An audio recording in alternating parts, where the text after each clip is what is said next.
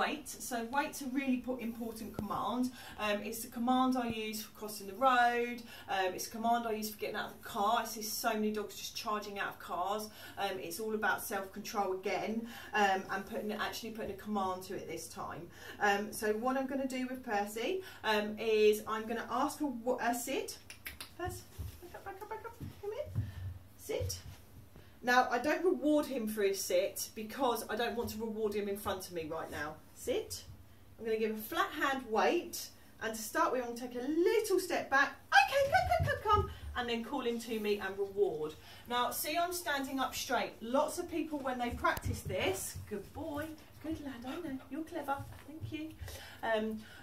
Lots of people, when they practice this, they bend right over their dogs and tell them wait.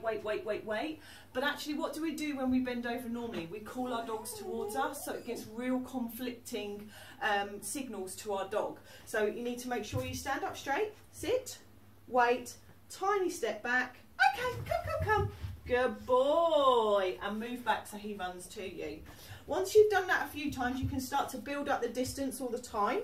So I will either ask Percy to wait, and I'll count to 10. Okay, come. Good boy. Or the distance. Percy, sit, wait. Okay, come. Good boy. Brilliant. The reason I do the distance and the distance and the duration separately is I want him to have a good understanding. Where weights get broken a lot is where people try to put those two together, and what I mean by that is you ask your dog to wait, you take five steps away and you count to 30 seconds and your dog's then broken the weight. That's your fault. And ultimately as well, I always want Percy to want to come to me because I'm building his recall. If your dog breaks its weight, it's because you've left them too long or you've gone too far. You need to go back a step, or he's stressed. Distraction. Sorry, my husband's talking to me while I'm doing this, which does not help. Also then build up the distraction slowly. This doesn't help when you've got two people in the house that are dog trainers. So also build up the distractions as well.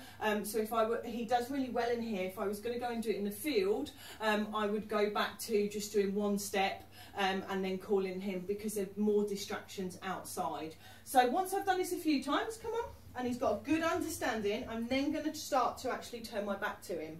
So I'm going to ask for a wait, I'm going to step away, okay, and I'm going to call him to me. All right, so I'm actually going to start to turn my back to him.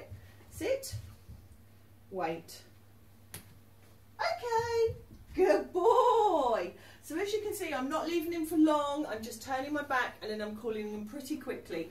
If he suddenly came round to me and I hadn't released him and used my release command, then I would just put him back. I do use a release command, good boy Percy.